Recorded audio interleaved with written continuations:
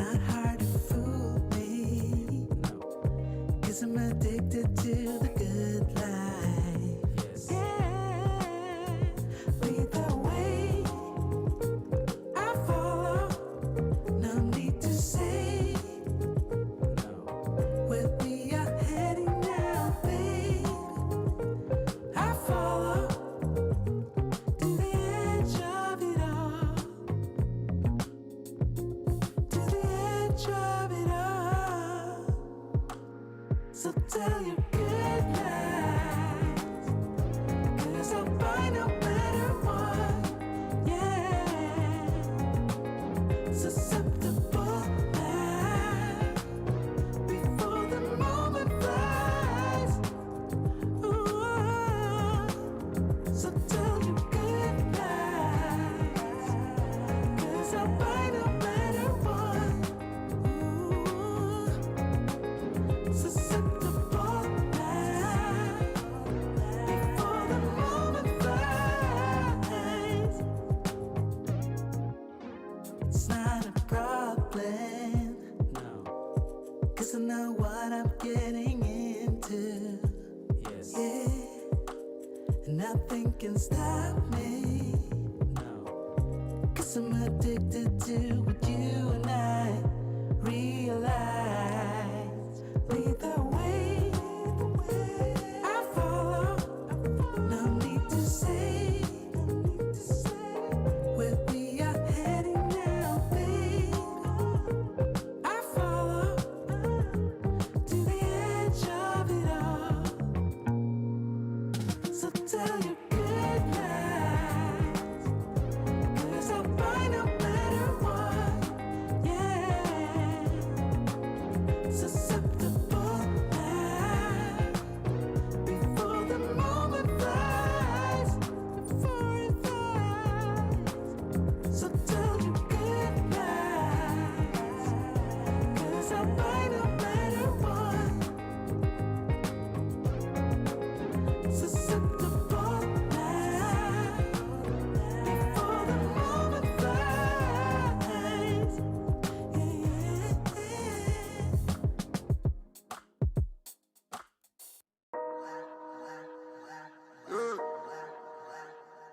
Lune. Money work. El mundo quiere dinero. Money work. Se arregla con dinero. Money work. Si me quiero educar, dormir en algún lugar, un lugar para trabajar, y si no hay pues emigrar. Todo money, money, todo el dinero. Solo un par de gente se lleva el botín entero. Funny, funny, pasa verdadero. Si tienes lo verde siempre llegará primero, pero llegaremos antes o después. Solo a lo suyo, que Dios te la ve, que por más que tarde lo veré caer. Somos más lo bueno y tenemos fe. El dinero ya lo veré, no vendo mi alma, lo lograré. Seré el más grande, no olvidaré de dónde vengo ni cómo voy. Money work. El mundo quiere dinero. Money work. Se arregla con dinero. Money work. Yo digo las cosas como son. No quiero ninguna aceptación. Tampoco vengo a pedir perdón, porque mis sentimientos se volvieron la canción. Yeah, no me vale mucho como tú me ves. Sabes, tú me llegas solo a los pies. Para mí ser grande es un interés. Ser un buen humano para mí es un deber. El dinero ya lo veré. No vendo mi alma, lo lograré. Seré el más grande, no olvidaré de dónde vengo ni cómo voy. Money work. Yeah. El mundo quiere dinero. Yeah. Yeah. Money work. Se arregla con dinero. Money work. De corazón, la La plata no te hace ser feliz. Yeah, de corazón, yeah. La plata no te hace ser feliz. Money work. El mundo quiere dinero. Yeah. Money work. Money work. Se arregla con dinero. Money work. Lunático. Mic check. Mic check, 1, 2. If you can hear me in the chat, please put a 1 in the chat. Jackie Gaines, it's good to see you. It's good to see you. Shout out to everybody in the clouds. About to get this party started. Let me bring something up on the screen. There we go. That's what I'm looking for. That's what I'm looking for.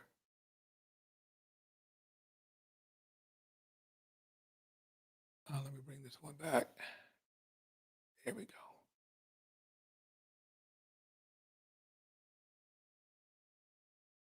So basically there's a situation.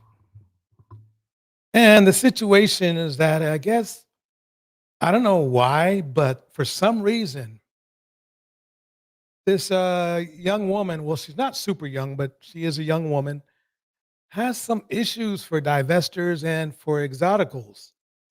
And I figured out why. Because she's thinking like a man. I'm not trying to disrespect her or anything. I'm not. But after some thought and reflection, I believe that's what's going down. Insert alias here. It's good seeing you. And that's what's going down. And I'm going to, get into this. We're going to find out why she is so obsessed with women who are looking for better options. You're going to get into it. Without further ado, let me bring up the first clip. Yesterday at 9 o'clock, I was faced with a decision, a very difficult, serious decision. Do I watch the first episode of Love Island, or do I watch Sir Graham Brady in the 1922 committee room delivering the verdict on the Parliamentary Conservative Party on the leadership of Prime Minister Boris Johnson? Tough choice. Love Island or the 1922 committee? One is a bunch of self-obsessed guys and girls in front of cameras desperately seeking affirmation from the public and hoping to not get humiliated by being booted out of the house. The other is, well, Love Island. But eventually, I did settle for the 1922 committee. And it means that as I was watching that psychodrama unfold, I missed another psychodrama unfolding in the Love Island house, or more specifically, on Twitter. Now, for those who don't know, the format of Love Island is that a group of men and women who don't know each other get thrown into a villa and they choose someone to couple up with. Each week, they decide whether to stick with that person that they've chosen or couple up with somebody else. The contestants who don't get picked are booted off the show. I think that's how it works anyway. I've only watched one series. Yeah, this is definitely a different click than Pop the Balloon, which is interesting, but we'll see. We will see. Here we go. But apparently, in the opening night of Love Island last night, ITV left the public to vote to match each of the contestants. They put it to a public vote. But when the public paired up the 2 black female contestants with the 2 black male contestants, some viewers were not happy. One viewer tweeted, "So, are we going to talk about the black guys that were only paired with the black girls? Sorry, do better, England. The fact Love Island let it happen says a lot as well," one tweeter chirped. One tweeter even likened the public pairing of the 2 black couples to eugenics, saying it's giving eugenics. They said black on black pairing, which makes no grammatical sense, but there you are. Come on, children, let's all calm down now, shall we? There's no winning in that game, is there? Let's work through this. So if a black person couples with another black person, they're open to accusations of racism against white people. If a black person couples with a white person, they're accused by other black people of not wanting to date black people. If a white person couples with a black person, they're accused of having a fetish. If a white person couples with a white person, well, then they're probably a racist. Goodness me, what an awful headache these people are. Maybe, just maybe, the public matched the two black women with the two black guys because same-race couples are simply the norm. It's not weird. It's true. Interracial couples, where the individuals are of a different race, only account for around 7% of relationships in England and Wales. In fact, in the census, for which we have a full analysis of couples where one person was Caribbean and the other was white British, only made up 2% of all inter-ethnic relationships. It is Yeah. I mean, it is the norm. So let's see what else is going on. Here we go. therefore a statistical fact, whether we like it or not, that the overwhelming majority of people date within their own race. And therefore, at a basic logical level, it's safe to assume that any given person has a significantly higher likelihood of preferring to date someone of their own race. But don't let facts get in the way. Now, I need to make this clear. I'm, of course, not suggesting that people ought to stick to their own race when they're dating. I'm merely stating the facts that they do. They do, in many cases. Well, I'm sure no right-minded person would ever suggest, for instance, that I should be barred from dating white men. I mean, just imagine how many hearts that would break. What I am saying is that not everything is racially motivated. And when I want to wind down by watching some trash TV at 9 o'clock at night, the last thing I want to hear is an in-depth analysis about the racially motivated relationship preferences of the British public. With all due respect, put a sock in it and give it a rest. Yep. So what do y'all think? Put some comments in the chat. I thought she brought up some good theory, and it's true. It's basically, it's naturally, unless you grow up around another race of people, it's going to be natural for you to be attracted to that person. So yeah, that makes a lot of sense. Well, folks, guess who's out there doing his do again? Cam's at it again. Cam Newton. Let's see what he's doing now. Here we go. And I'm not gonna sit up here and act like, yo, what Dr. Bryant said and didn't affect my relationship with my baby mother, number one, baby mother, number two, or even with my situation that I'm with now. But so he just called the women in his life baby mother number one, baby mother number two, and the situation that's in my life. He doesn't even see, that's where you know you're with a narcissist, ladies and gentlemen, is when they can't even name you by name or at least a more accurate description. That's all he thinks about those women as incubators. Incubators, that's all they are. Incubators. That's about as disgusting and sad as it can get. This is a man that I really respected a lot, especially on the gridiron. And for him to come out and start spewing this kind of stuff already right off the bat, thinking he's okay, it's disappointing. Here we go. really what is to come from that is, I don't want my platform to be fake. That shit. Why would you call her a doctor, brother? I'm not saying your platform is fake at all. I'm just saying, when somebody say Dr. Bryant, it irks me. Where's her colleagues? Where's she a doctor at? Wait, let me pause it right there. I'm going to look up Dr. Bryant's information right now. Hold on one moment. By the way, let's just see where this goes. Okay, Dr. Cheyenne Bryant. Let me bring it on screen. Let's go even deeper. Let's see if she is. Let's see if she's a doctor. Here we go. Biography right here. Okay. I think we can find out the information here. Welcome to Dr. Cheyenne Bryant, psychology expert, renowned life coach, and co-producer of MTV's nominated unscripted reality show. Okay, blah, blah, blah, blah. I want to get that featuring Forbes. Okay. Oprah. Wow. Okay. So she's got some power behind her. Okay. Dr. Bryant's mission. Okay. Embarked on her journey. Dr. Bryant attended Cal State University, Northridge, at the age of 17.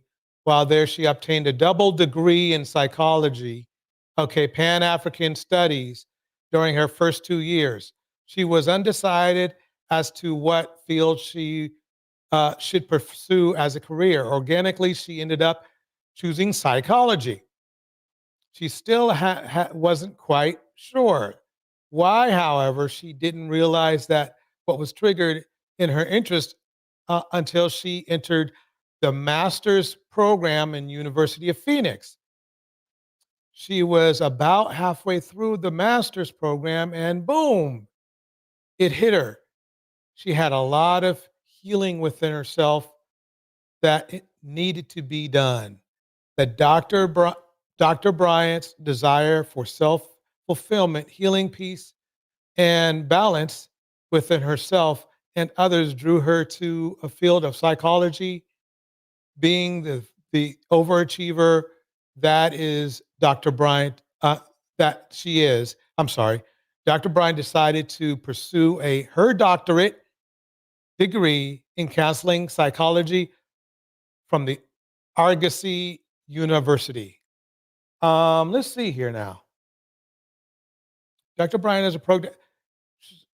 Sounds like the doctor to me. I mean, okay. She even went to law school.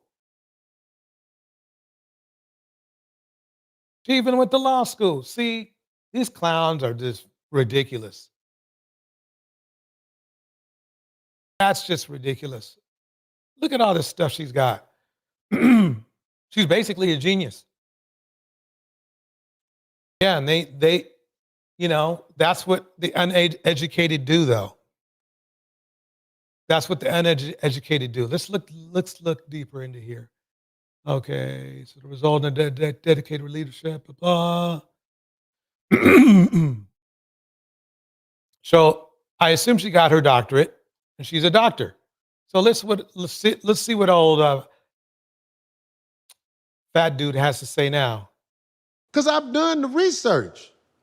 And it was what? I don't see doctor nowhere. If somebody... Do you see this? What this idiot is saying? I guess he doesn't know what a doctorate is for. Duh.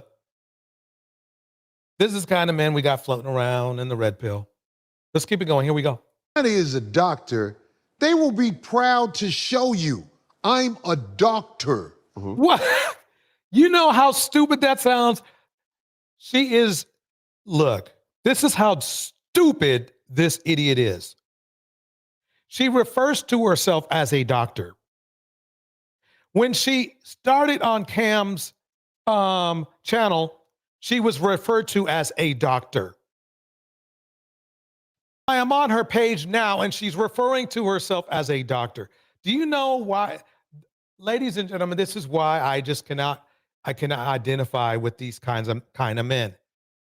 It's stupid. She's got doctor. How many places does a person need to put doctor to be stated to make it clear they're a doctor? Here we go. Let me go back to this idiot one more time. Can't do it. She just says it. This is a fantasy that woman is living. Do you see the stupidity in this dude? And a mom in the house, Jackie Gaines in the house. Insert alias here is in the house. I can't stand this dude. This is why he's so belligerent and ignorant. And it's a shame that people actually follow him. But they follow Kevin, so what the hell? You know, why not? Might as well. Yeah, he is just such the role model. Bragged about cheating on his wife. Is definitely the pillar of health, right? He is definitely the pillar of health. You know, but he is a perfect mirror, a perfect example of the mentality of the men in our community. Because let's think about it. He's one of the more popular YouTubers. He's a shit comedian. If he's not, you know, don't get me wrong, he's funnier than me. I will say that. But for somebody who's been doing comedy for like 40, 30 years, whatever, whenever his blood pressure started going up, He's not nearly as far as all the other ones that are in his you could alumni, you know. And he's got a trash mentality. Let's listen to him talk some more. Here we go. I mean, like, you don't see everybody to see you, Sister Bryant. We know it's a girl you call your bodyguard, but we know it's more to it than that. You know what I'm saying? I'm out here in the streets. So That's I can't. the problem. You're out there in the streets. That's not doctors. Last time I checked, doctors, they don't hang out in the streets. You know something though? I'll show you who do hang out in the streets. Let me show you who hangs out in the streets. Let me show you who hangs out in the streets real quick. Let me show you who hangs out in the streets. Who get the last leg? This ain't even Let me ask, how do your parents feel? Because I guess no one wants their children in the streets. Yeah, you know, like parents, you feel me? They don't like that shit, but you feel me? It's just like, they don't accept Bring your that child shit. up in an environment that you don't want to be like. You want to always be a product of your environment. It don't matter. You feel me? It ain't no hiding them from it or nothing. So they step outside. They're fair. Bro, how do your parents feel? Because no one wants their child in the streets, bro, especially at 14, 15. They ain't like it for real. Damn, he cannot be 14 or 15. Damn, I'll be damned if he could pass for 22. The streets age you quick, no matter how young you are. Go back to Dr. Bryant's page for a minute before we go back to the clown. They say what this girl is that you call in your little security sometimes, but you know what I'm saying? There's people who know y'all and they talk. So Notice how he talks closer to those 14 and 15-year-olds than he does actually in a grown adult. I call him the professional player hater, really. Hater, really. Not a player hater, just a hater. and all this doctor stuff, I mean, come on. Where is the proof that you're a doctor? Can you just Oh my God. Let me see if I can see. Where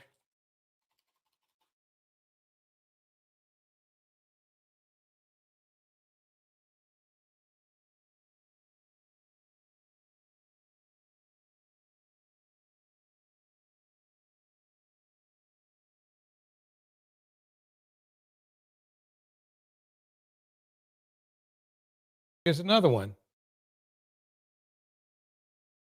Wow, she looks cute in this one. Okay.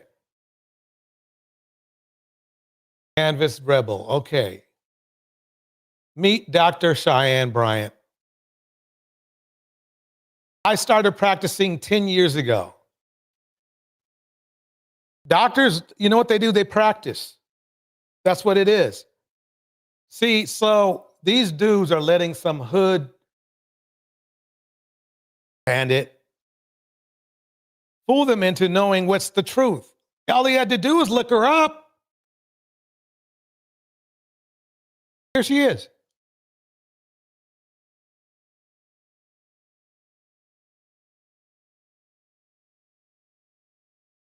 Yep. Let's get back to banditry. Here we go. do that online instead of all of the glamour videos with all the makeup on and everything? Show us you're a doctor and how you became a doctor and how you practice being a doctor. You're just doing internet talk like everybody else, except you wanted to put doctor on your name. I don't. What a stupid idiot this dude is.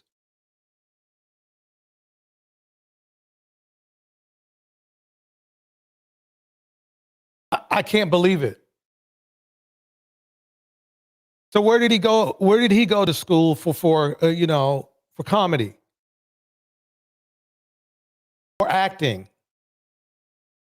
She has credentials.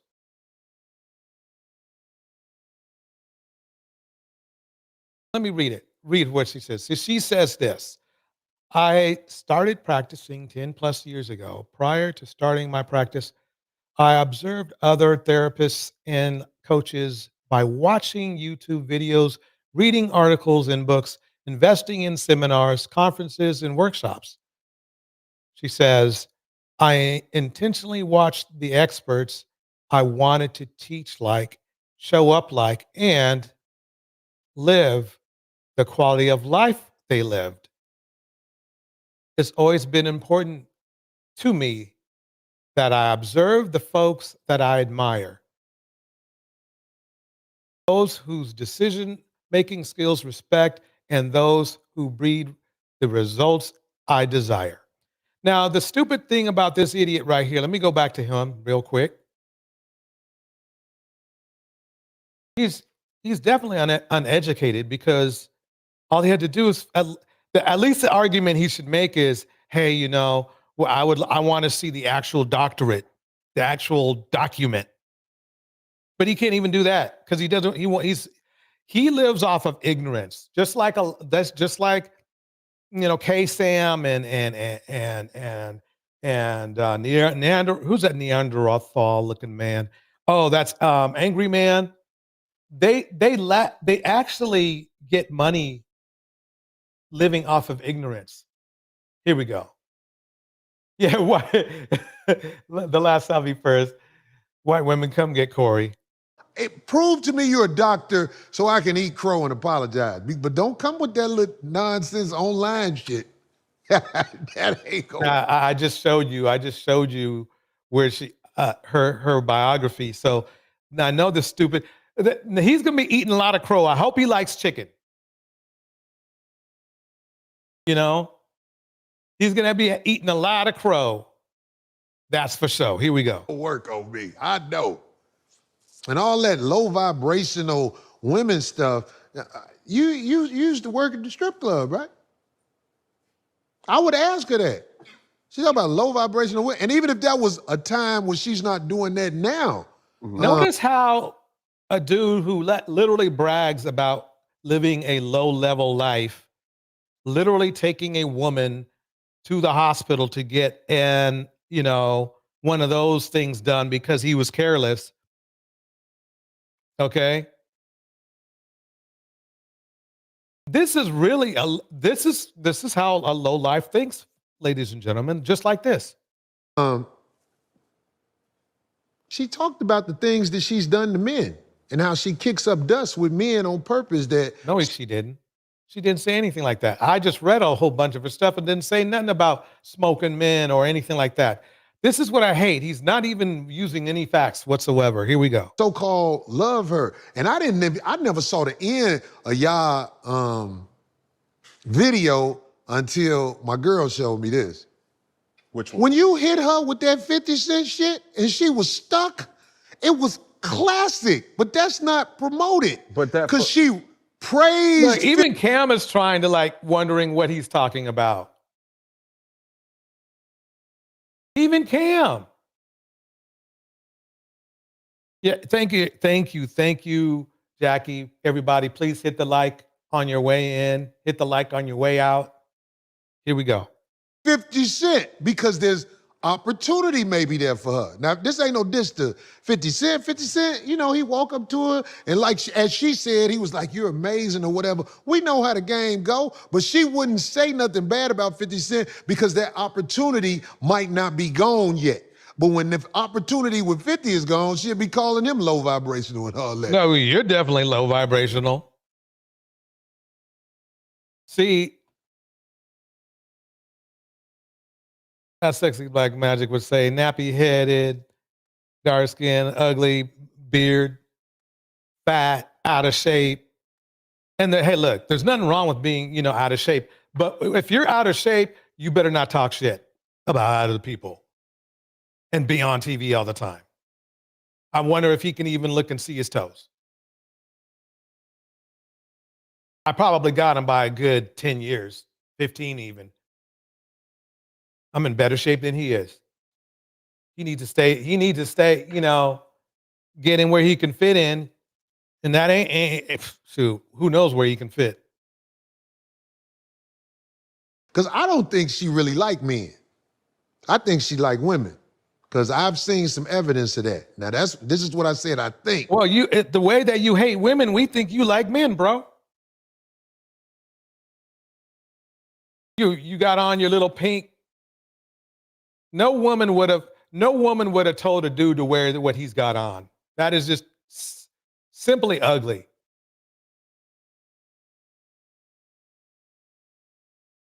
I'm telling you, men are more focused on impressing men. They are. But women who run through men that she's with and she say she like, have you heard some of the stuff she said she did to the men that she was in relationships with? No. Yeah, I knew you didn't know that. I've watched that lady since I was on the show with her. This guy is false as hell. We're going to move forward. I just needed I'm going to be using his clip a little bit more later on just to show you the banditry of it all. Let's see if I can get this to go. I got a new platform, so I'm just getting used to it. M. Mills in the house. M. Mills, it's good to see you. Just talking about, right now we're just kind of talking about,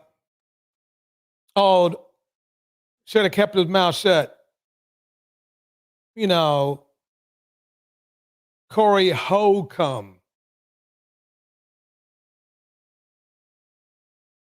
These low vibrational men, I swear, I don't know why people, this is where, ladies and gentlemen, this is why there's a lot of black women that are convinced that black men don't like black women. This is it right here. Or women at all sometimes.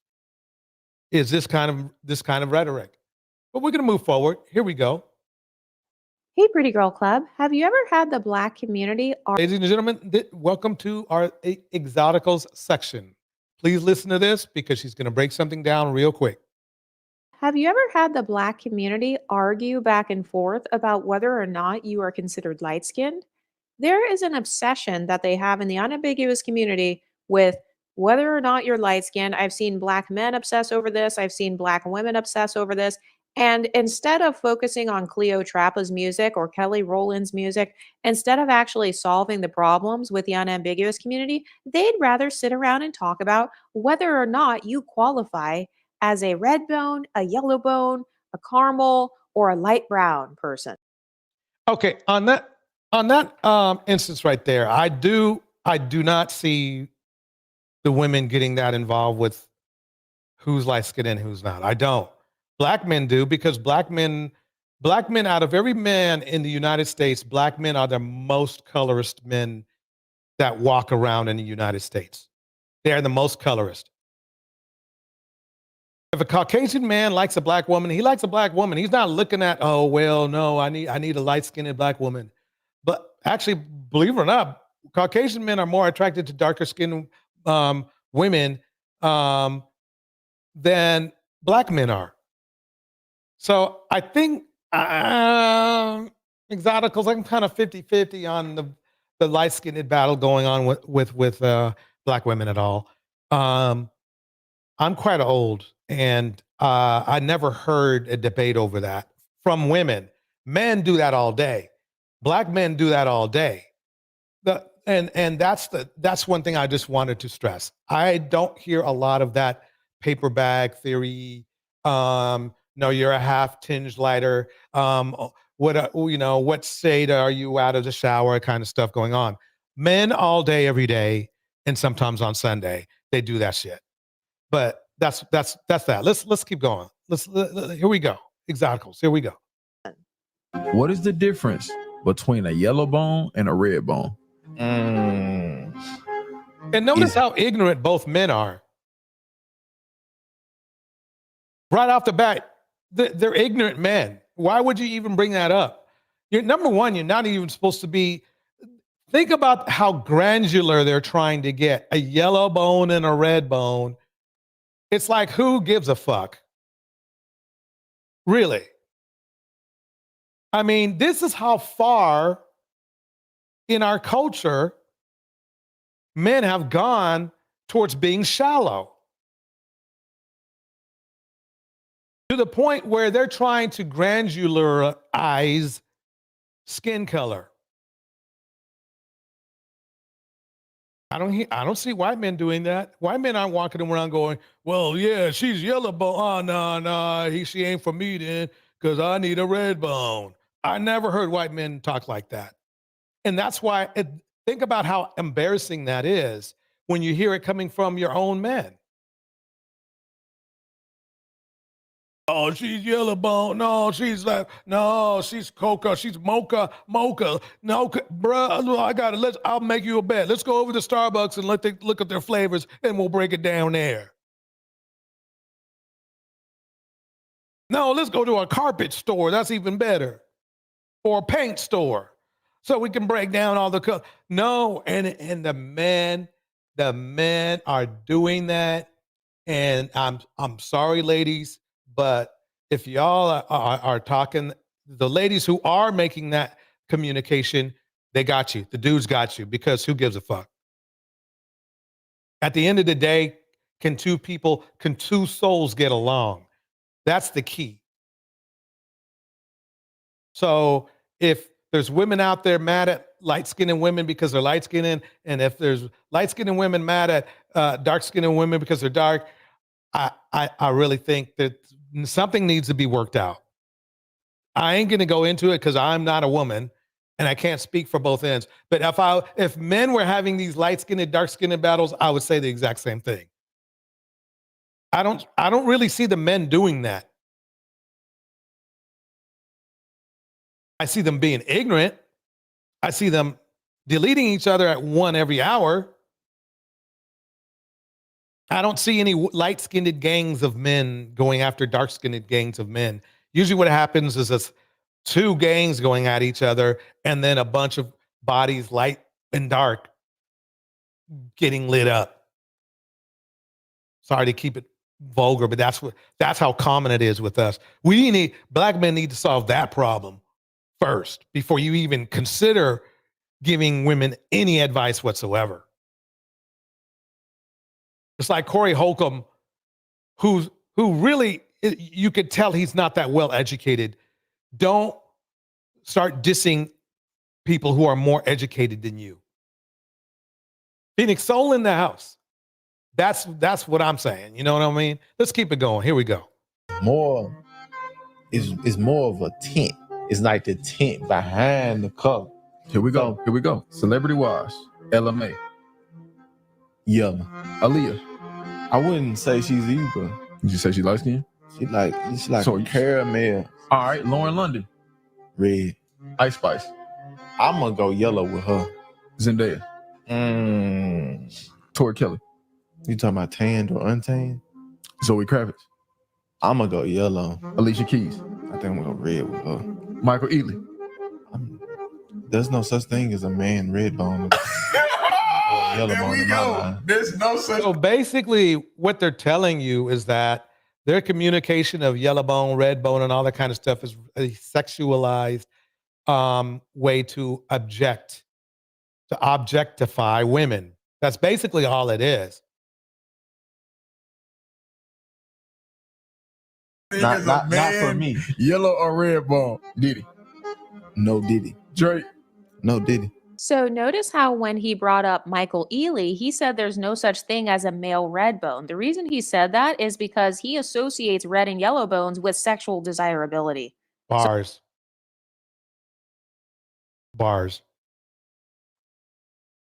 And the key and the issue is, ladies and gentlemen, is do you want a life partner or do you just want to objectify or be objectified? So that's why they never call men red or yellow bone. Has anyone ever noticed that? I definitely have. I've never heard a man, and I'm way up there. I'm older than everybody in this sector, and I've never heard a man called yellow bone or red bone. The reason why men don't call other men red bone or yellow bone, because they associate those terminologies with someone that they want to fuck. So yeah, we know. Hey, you know something? Exoticals. Check this out. I bet they be saying that Diddy. I bet that comes out of Diddy's mouth, though. This is proof that those two terminologies are associated with sexual desirability. And this is what I mean when I say that they place lighter skin tones on a pedestal. And this is why people fight over it. If you're policing it, it's because you pedestalize it. And usually that pedestal comes from sexual desirability. That's why he said, oh no, there's no such thing as a male red bone. There's no such thing as a male yellow bone. This lady says, I just thought they were interchangeable. Some people use the word yellow bone, some use red bone. That's what I thought. I actually thought that. That's what I thought. It didn't. I mean, who cares? Who cares? I mean, in general, it's like sometimes to identify somebody, like let's say a light-skinned woman is near, you know, a chocolate woman, right? And you just want to, you know, you say, wow, she's cute. So and you want to identify who you're talking about. Oh yeah, the one that's near you, that's near the yellow bone. I mean, I guess. But yeah, it's just another way to objectify. Objectify. That's what how I see it. I just use the term light skinned. Another woman says, this is the most southern topic of discussion I've ever seen on YouTube, but being from up north, I'll participate.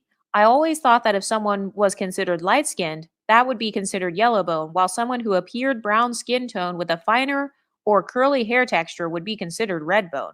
I grew understanding high yellow is a derogatory term, so I wouldn't use it to describe anyone unless I wanted to be an a-hole. So there are all these qualifications for red bone or yellow bone. Yeah, and those came from my era. Those were used in the 80s and 90s a lot. And they weren't seen as being offensive back then. I have no clue what that means now. And apparently, if you are a red bone, you have to also have a fine curly hair texture as well. So if you have a coarse hair texture, you're not considered a red bone. So do you see how, number one, the goalpost for light that I never heard, but let's keep going. skin is moving. Number two, there are all these intricacies and qualifications for being light skinned, but I've never seen anybody make videos and have a whole discussion about who's dark skinned. Hey, what's the difference between milk chocolate and cocoa? Oh, if you want to be considered dark skinned, you have to have a certain hair texture. No, I've never seen anyone say that. And has I don't need, no. Okay, no, I'm going to let that ride. Welcome, Brina. Welcome, Brina. anyone else notice that whenever us light-skinned people ourselves start speaking up about our experiences, suddenly it's you have to have two black parents to be considered light-skinned, or they're not even light-skinned, they're mixed. Remember when Danny Lay made that Yellowbone song and they were like, she's not even a Yellowbone because she's not even black at all. And then they started going in on how you must have two black parents to be considered a yellow bone. So they have all these different qualifications for what's a yellow bone. And then there's a difference between yellow bone versus red bone. And I guess for red bones, you also have to have the silky hair. Everybody get out your calculator. You get out your calculator. Here we go. Maybe red bone is supposed to be reserved for the dougla category, or kind of like the Indian, like Afro native category. So they've got all these standards for what's yellow bone and what's red bone. This tells you how high the pedestal is. And this also tells you that the black community will constantly move the goalpost for what light-skinned is, because yes, they view it as a goal, being light-skinned. And most people want to create light-skinned or mixed race children. But then they Well, let's be specific here. It's black men who want to make light-skinned race because they don't like, obviously, by the way that we are deleting each other every hour, by the way that we not only show hate for each other as men, but as to our women, regardless of skin color, by the way, okay? Let me make this clear. These men are attacking light-skinned women, regardless whether they're half and half, 3/4 and 1/4 and a half, 2 3/4, whatever, black. They're still attacking. These men are still attacking women of color. Let's do that. Let's no longer call black women black women. We'll call black women or those who want to be represented as black women or women of African descent. Let's just call them women of color. And there you go. There you go. Of course, that's going to confuse some people because then you have women of color could be a Latin woman. Women of color could be an Asian woman as well. But now we'll figure that out. Keep your calculators out. Keep your laptops open. Here we go. Here we go. They've been going around for decades popularizing these skin tones, arguing over them, and then they're creating babies with these skin tones by divesting or becoming passport bros. This person says, it is a tint behind the color. Yellow bones have more of a yellow hue, same with red bones having a red hue. but the no diddies, that is some diabolical work, gentlemen. Let me pause it. Let me make it clear. Black women are black women of all shades. Let me make that clear. Black women of all shades, they are the most race loyal woman in the United States. The reason why a black woman dates out is because, number one, maybe she just wants to try some, wants to see what's out there. Who knows? The last thing that what it is, usually in most cases, has nothing to do with self-hate. When it comes to black men, it's mostly self-hate.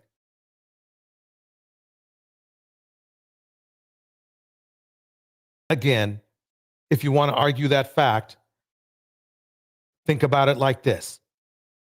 Black women are not deleting each other, sending each other to the upper room every hour. Shoot, I don't even think it happens every day. Black men do. Light-skinned black men, dark-skinned black men, medium-skinned, toffee black men, albino black men.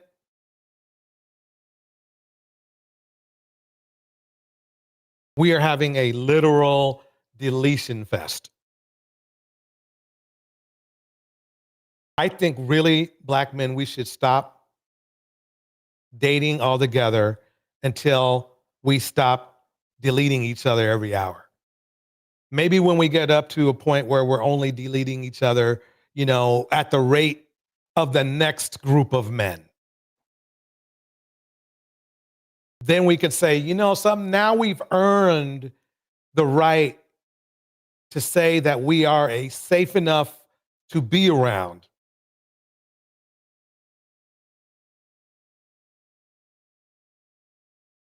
That's what we should be focusing on. But no, we're so pitiful to the point where instead of trying to focus on our own problems, which would make us better men for black women, we complain about black women who are doing a whole lot better than we are. Okay?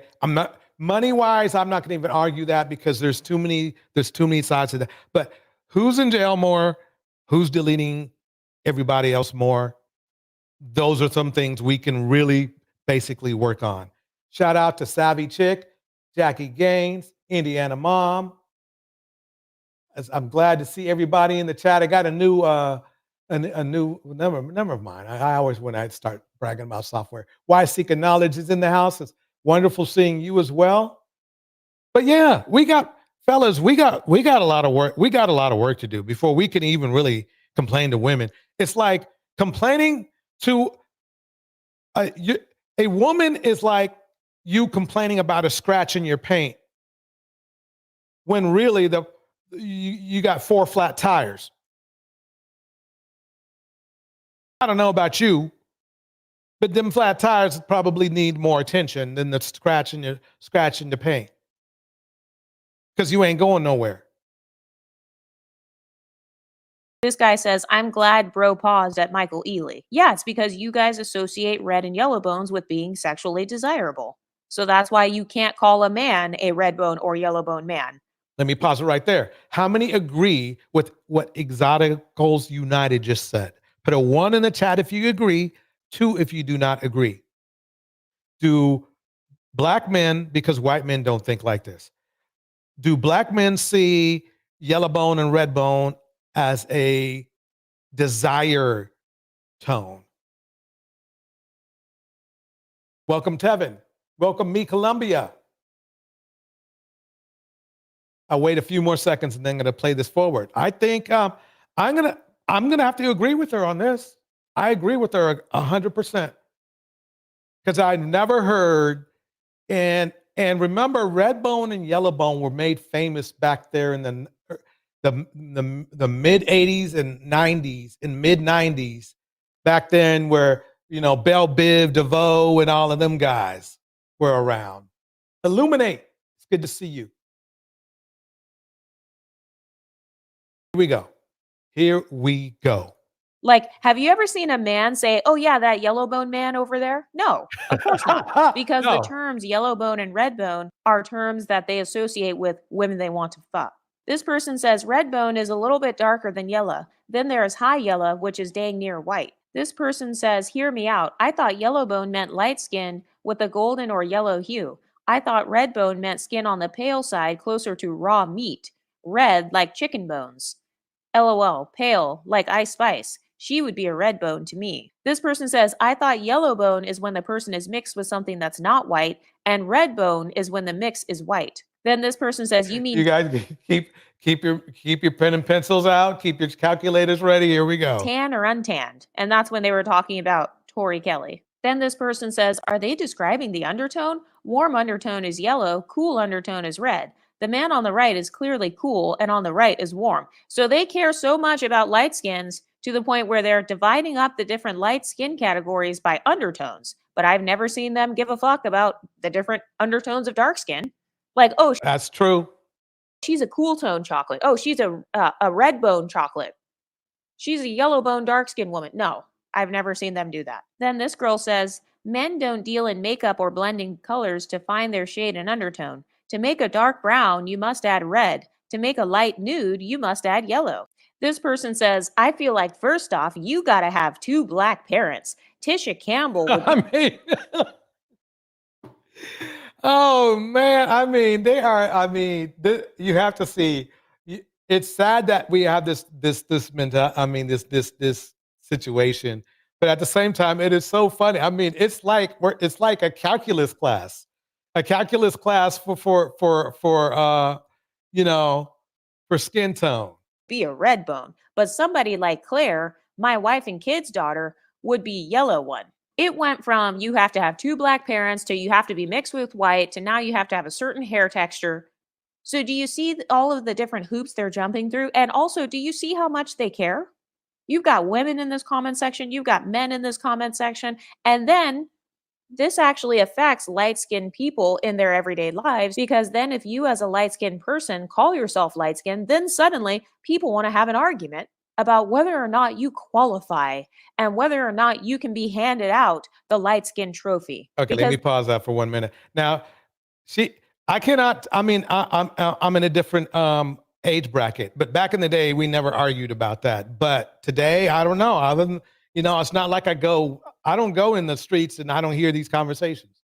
But I actually, who knows? Maybe it does happen. Here we go. They view light skin as a trophy or a prize to be handed out. So you're not allowed to identify yourself. Other people in the Black community have to identify you. But here's the funny thing. It's not women doing this, it's men. It's men doing this light skin thing because they don't even like the color of their own skin. I'll say most, not all, of course. That's why these dudes go out there and they grab, when they feel like they've gotten to the level of where they can grab a non-black person, they try it, because that's why black men, date out double the amount of that black women do. Black women always will have an excuse to date out because there's just simply not enough black men. Period. I'm not talking about good black men, just black men, period. Black women outnumbered by 2 million. So there's that. And then you count the amount of black men that are incarcerated. That cuts it down even more. Even if you add, you minimize that by adding in the amount of black women that are incarcerated, there's still plenty of black women left. So sooner or later, black women, are going to catch a clue and say, you know something? There's no way you're going to say 18 million and 20 million or 20 million and 22 million.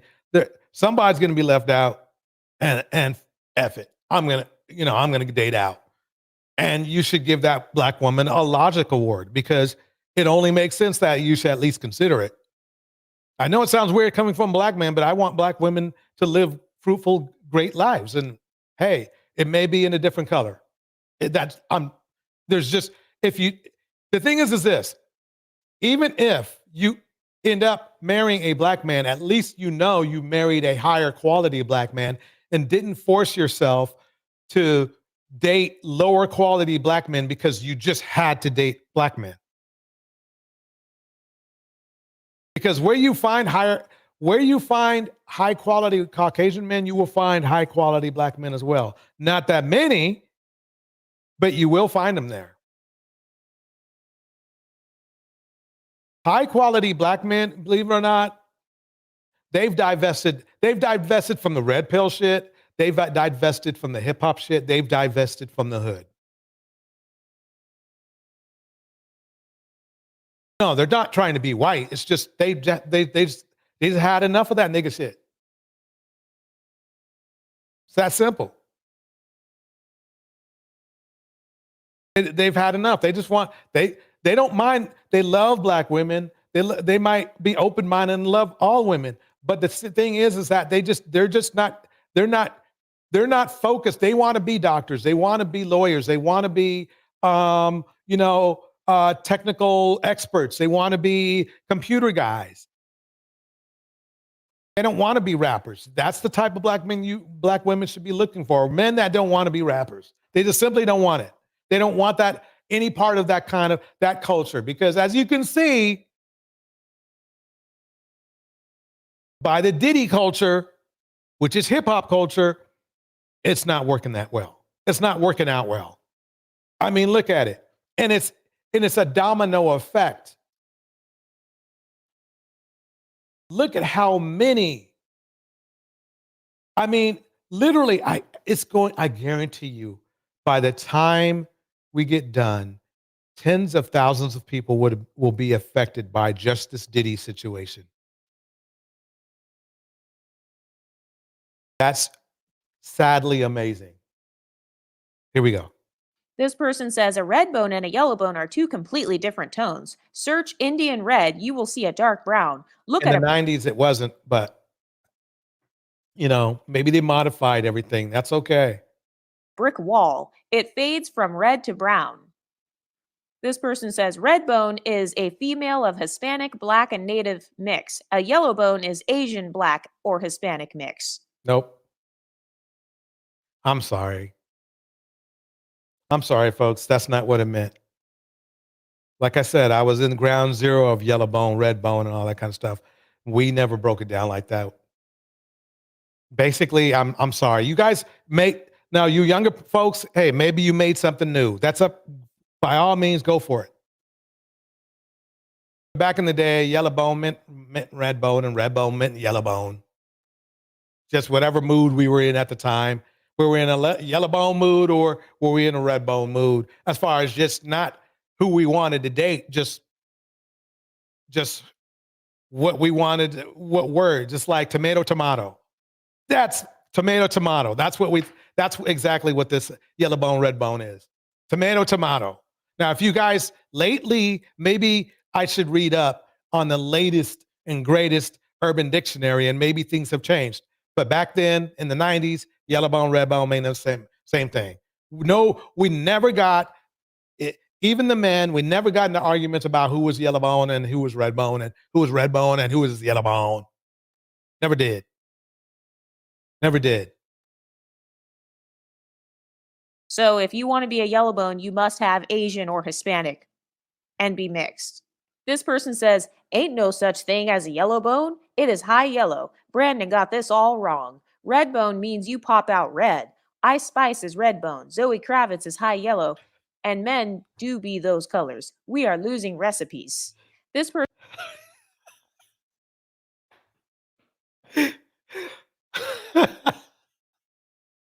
We are losing recipes. Person says, I worked with someone nicknamed Big Red. She was light-skinned with a red undertone and a hint of natural red in her hair, like Malcolm X did. Another guy I knew was called Strawberry for similar reasons. Yellowbone was men were called Strawberry because they had red hair. And that goes for white men too. They were called Strawberry. They could be called Strawberry too if they had red hair, because guess what? Strawberries are what color? Red.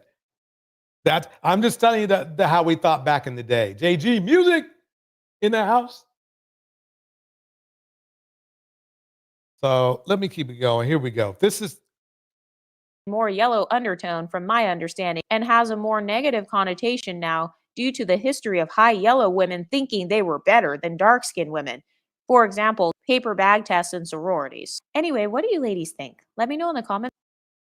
Yeah, let her know in the comment and like and subscribe if you want to Exoticals United. What is defined as this? The Exoticals United, from what I believe it is, it's just basically a group of women that most people would consider beautiful because of just, I don't know, because of facial features, so on and so forth. But they're all shades of women from what I know. Anyway, I'm going to move forward because that is, I thought she broke her down beautifully. So here's Glorilla, who we will go ahead and use the scientific yellow bone, red bone, purple bone, green bone calculator to see what we would rate her and what she has to say. Here we go. I honestly think men is programmed to cheat. Like, I don't think they really be. That's crazy. They really don't be trying to hurt your feelings. Like, they really just can't help it. Like, I really think men can't help themselves with cheat. I can understand. I really think they can love you and cheat though. No. When cheating is really one of the key, how should I put it? It's one of the red flags if somebody doesn't love you.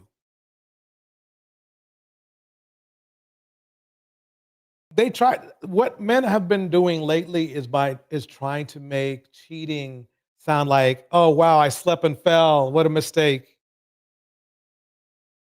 When really, to cheat on somebody, you have to have a lack of empathy and feeling for somebody who you're involved with. That's how it's rolling. Let me keep this going. Here we go. Can we say low self-esteem and brainwashed by the patriarchy? And my thing is this: if you feel like all men cheat, then why the heck you still dating? Why you still dating men? And I really wish that she would understand that it's all the men that she dates cheat.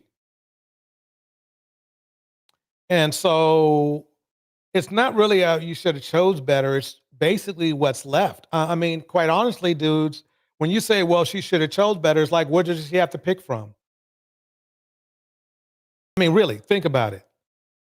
I mean, what do you guys preach all the time? You always preach that. What did Kevin Samuels preach? High value men don't cheat. They expose their options or whatever. That's basically what cheating is. I mean, he's a pillar of cheating himself. He said himself, oh yeah, I got a rotation of 6 women. He might have known. I mean, technically that's cheating. So if this woman here, like, I don't think they really be. That's crazy. They really don't be trying to hurt your feelings. Like, they really just can't help. No, they don't care at all. They're not trying to. Some don't care at all. Some do want to hurt your feelings because they think like Kevin Samuels does. Bitter. Like, I really think men can't help themselves with cheating. I really think they can love you and cheat though. can we say low self-esteem and brainwashed by the patriarchy? And my thing is this: if you feel like all men cheat, then why the heck you still dating? Why you still dating men? And I really wish that she would understand that every man that heard you say this, you just gave them the bat signal and let them know that you will let a man play in your face. That is true. But it doesn't take much for these men to play in women's face these days, unfortunately. And I want to show you why. Now, think about it like this.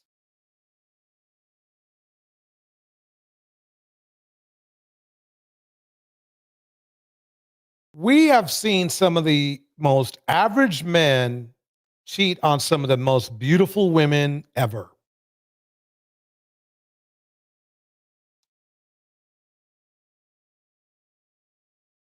They just have. We've seen nobodies cheat on their famous, gorgeous, taking care of them, taking care of the man, women. It's just how those men are built. There's nothing you can do about it. Doesn't matter how light skinned you are. Doesn't matter how dark skinned you are. Doesn't matter if you're medium toffee or caramel or coconut. It doesn't matter. If you date a man who has a history of cheating, he's going to cheat. Best thing you can do is if you ask him, well, have you cheated before? And he goes, oh, well, a couple times. Move on. Move on. Men will find a reason to cheat, especially if they're red pill, especially if they live in a hip hop ideology. Because those two ideologies, they focus on multiplicity and not a single love, a love of one person. They just don't. They just don't. Okay, let me break it down. Here we go. We're going to have Chez Charde break down her opinion now. There is a serious problem with Black women. And it's that, in reality, many of us just don't know how to get along with each other. Oh, interesting she brought that up. Interesting how she brought that up. Black women have a problem with getting along with each other, but we're doing this kind of shit. I was staying with my mama, though. She ain't really like it for real. And did that not make you want to change anything? I did, but when I got inside, I just said, yes. If you had a kid and he wanted to jump in the streets, what would you say and do? I had to try to change him. I had to get him out of here. Can't lie. I got to get him out of here. Like, my plan is to get him out the city. So I'm just kind of bringing up a point about Chez Charde. She's chiding women. She's disrespecting women for divesting or having their own movement and maybe even getting in some arguments with each other. But I know one thing. I know Exoticals United is not getting, a gang of women to go after another set of women somewhere else. Like, let's say the Golden Spear, and they're having literal gunfights in the street. That's just not happening. Okay, so that's why I feel Chez Charde really is being stupid. She really should be talking to men about the problem they're having. Since she caters to men and she champions men, maybe try to convince men from literally in real life deleting each other and leave the women that are online doing their thing alone. Because I ain't getting in that. I'm not getting in that little fight. That's up to them. That's their thing. I don't know how it started, where it started, and why it started, but that's their thing. I'm staying out of it. However, the biggest problem we have in our community is really gang life. All it takes is one gang in one community, and that community is toast. But the red pill men aren't talking about it. They're talking about who? Black women or women of color. Chez Charde ain't talking about the problem in the community, though she did brought up the community. She ain't brought up this community right here.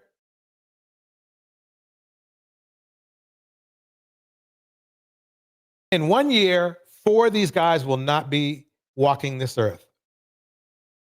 I guarantee you, they will not be walking this earth. And Chez and Celebrity Boss, or whatever her name is, Boss, Melanie, y'all want black women to settle for these men. that won't be alive. Half of them probably won't be alive this time next year. You want to put women through the situations that these men bring.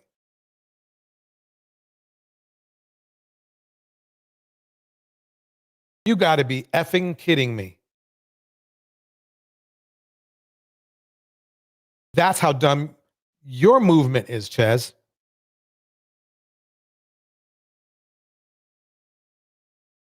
At least Exoticals, Golden Spear, what is it, Misty and Chrissie or whatever, they're just women are really just arguing, going at each other, arguing. But in the streets, these dudes are literally using lead to speak. Are you for real? I mean, come on. Let me get back. Let me get back though. Let me bring her up. Here we go.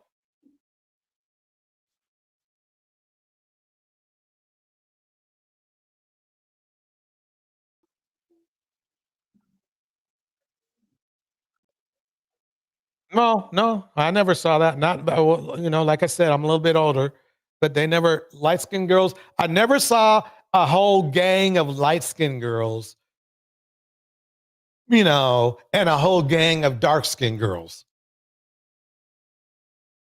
It just never happened. And I'll tell you why. Because some families had a light-skinned girl and a dark-skinned girl in it. Or there were, as a light-skinned girl, he didn't like another light-skinned girl for whatever the reason. I've never seen this. So Chez Charde is actually, how should I put it, manufacturing this. I never saw this back in the day. Maybe things changed. But even when I was working in locations that had, students, there was never a light-skinned girl gang and a dark-skinned girl gang. There just never was. So I'm not sure where she's coming from. It just never happened. It just never did. Now, two sisters, blood sisters, they will argue, they will go at it with each other. But the last thing they'll be talking about is this color of their skin. Lay's in the house. Jackie Gaines, Tevin's here. Is there anybody I missed? JG is here. Indiana Mom is here. Let me keep it going here. I got this new setup. I've been said that. I'll tell you later. But anyway, here we go.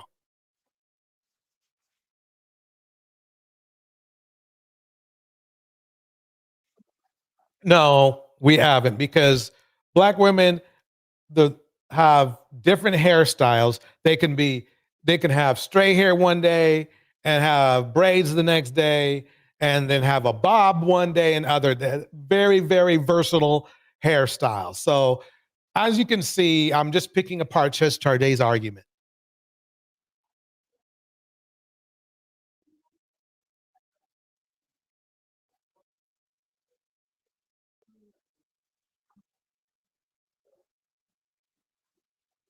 And most do. Like I said, I've seen more days than Chez has. And being employed 90% of the time in my history, more like 99%. All my job places, I've never seen women go at each other because of the color of their skin. I've seen men literally shoot each other because both of them wanted the light-skinned one or the dark-skinned one, but I've never seen women go at this. So this is something new to me.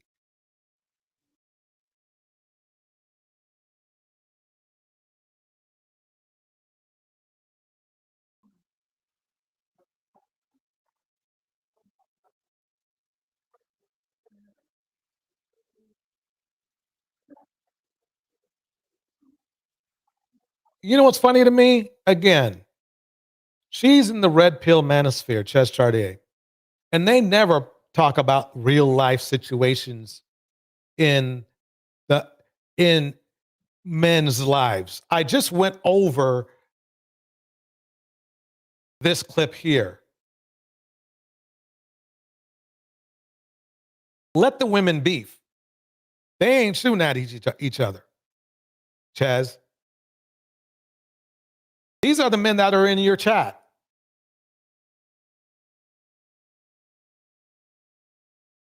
Grown-up versions probably, but still overweight, out of shape, doesn't keep himself up, right here, you know, bad tempers.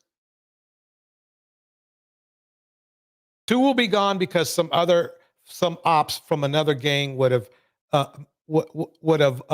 sent them to the upper room, and 2 others would do it because they was friends, but they had a beef with each other, and they in real life they smoked each other. That's what's going to go down. The point to where now you're seeing the same things you would see in real life, whether at elementary school, you would notice in the community, we're seeing it online, right? Dark-skinned women versus light-skinned women, unambiguous Black women versus the Exoticals. And this is exactly what is going on today.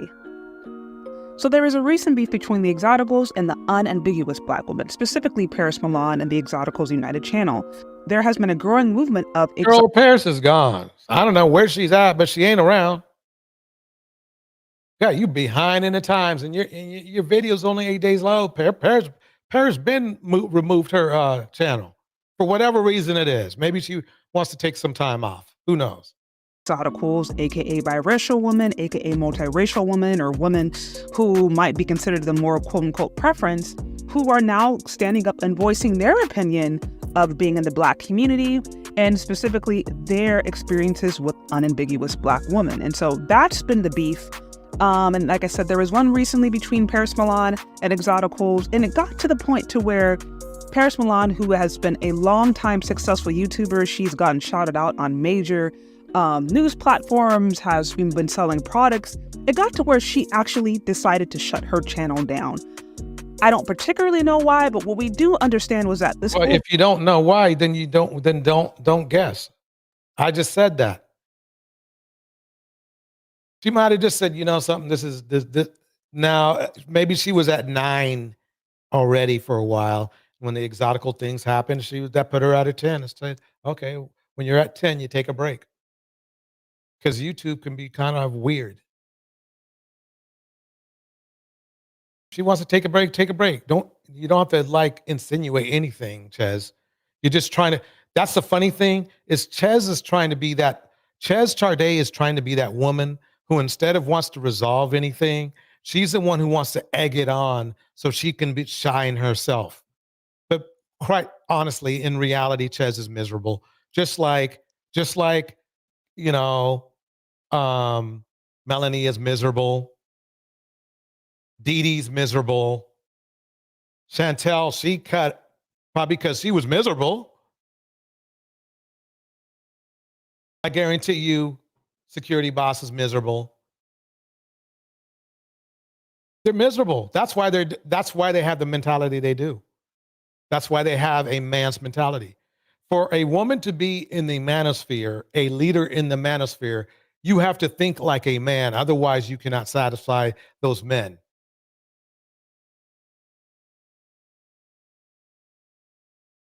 Yeah, I just said that. Yeah. That's why it's funny because they want to talk about other women being manly or having masculine features, and they haven't turned around and looked in the mirror themselves. The way they conduct themselves on their shows, it's extremely masculine. Bossing both men and women around, very masculine. Disrespecting women, very masculine. For at least Black women, very masculine.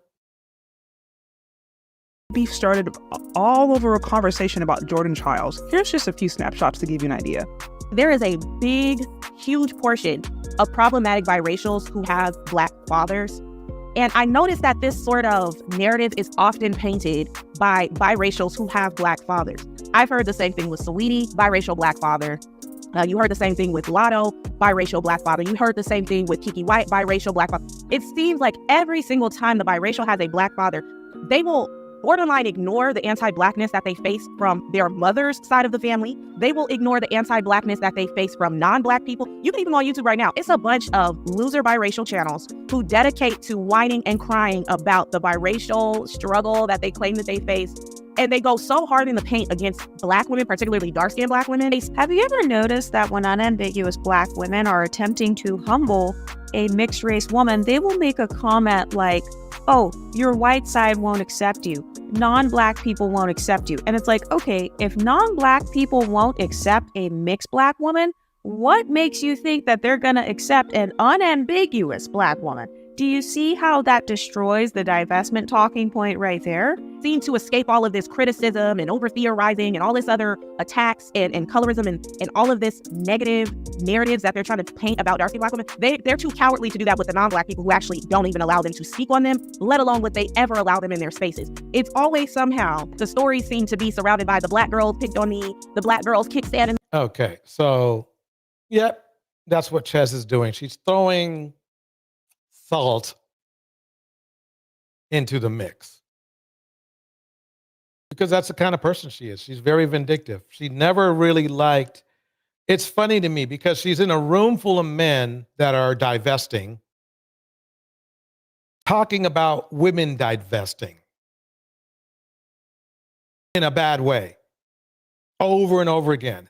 So what happened is that the remainder of YouTube started ignoring her. Because it's not like her channel is very big. It's bigger than mine, that's for sure, but it's not very big. And she needed to make her money. So now she, instead of maybe saying something that will help the situation, no, Ches wants to throw salt on the wound.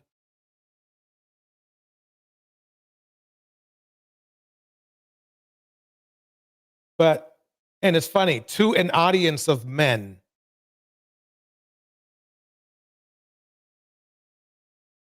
that look like this.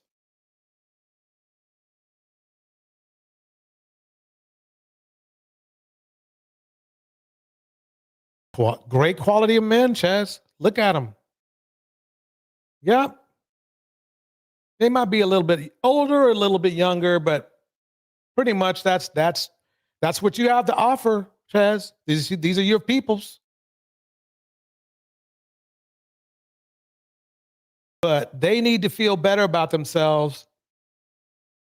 And they feel they can't compete with, other cultures of men. So, well, there's the women. There's the women to go against.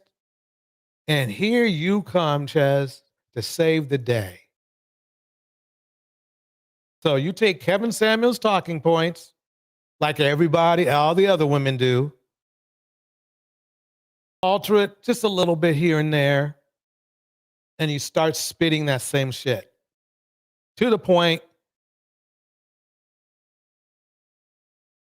where the femicide rate went from 3%, went from 5.4% to 3%. You gave these men so high of an expectation of what they should expect from women that their little high-tempered selves are now sending beautiful Black women of every tone, shape, and color up to the upper room. Way to go, Ches.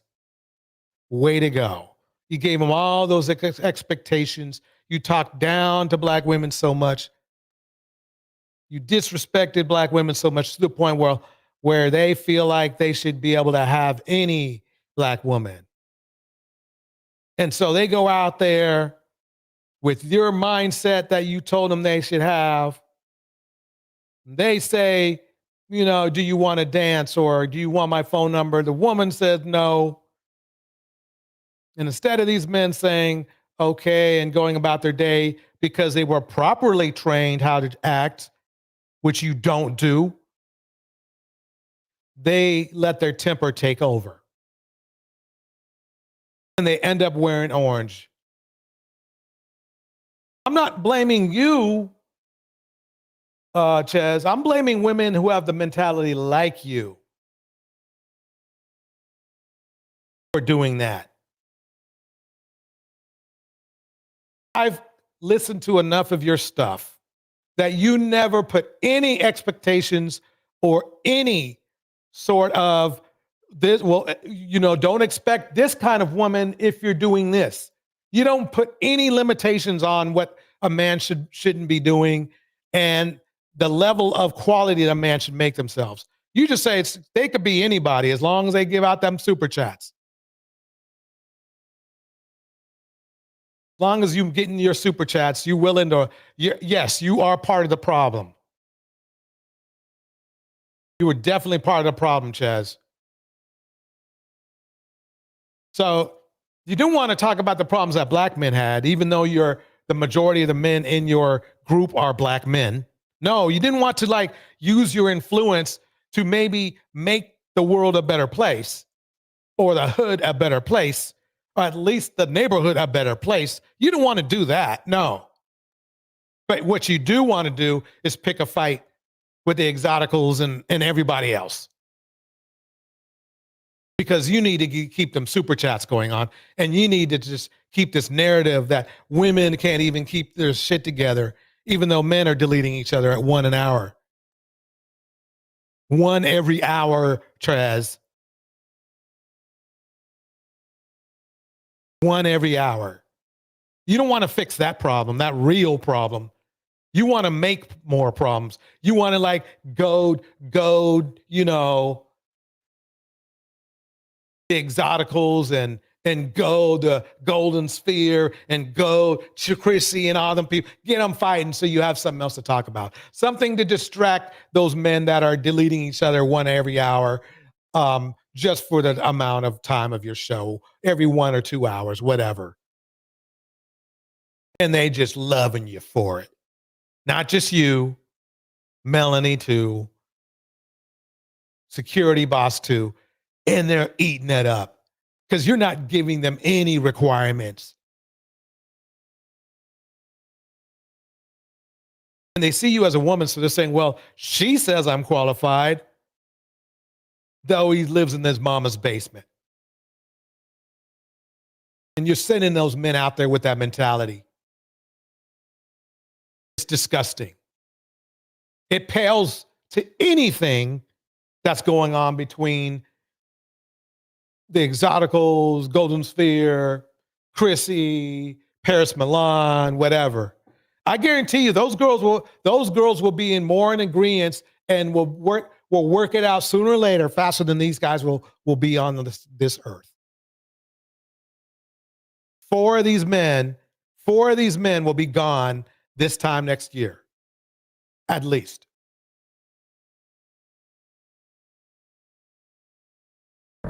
Feel me? So by the time I get out there, my son gonna be gone. Like, this shit we ain't gonna be down here long. Where are we at the moment? We in Pritchard, Alabama. We in Wilson. Where it get for real at. We in my hood. Is your audience? Yeah, man. One of our partners trying to take my little gun, trying to take his gun off the hill. So now it's a conflict. They fighting in the front yard. You get what I'm saying? He hop up, try to go grab your Draco. Boom, shot go off. See what I mean? You're not trying to solve this problem. You're not trying to solve this problem. No, you're going in on Exoticals, trying to act like the better woman. This funny thing, women can't even get along. These niggas can't get along to the point where it's ruining the whole community. And they're in your chat, but you don't tell them anything, do you?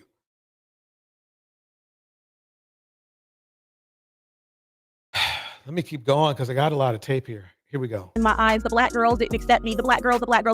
But they never tell you the truth, how it's the non-black girls who don't F with it. Another talking point that I've seen unambiguous women use is, Exoticals will talk about the things they've experienced with black women being mean to them, but they won't talk about the racism that non-black people have given towards them.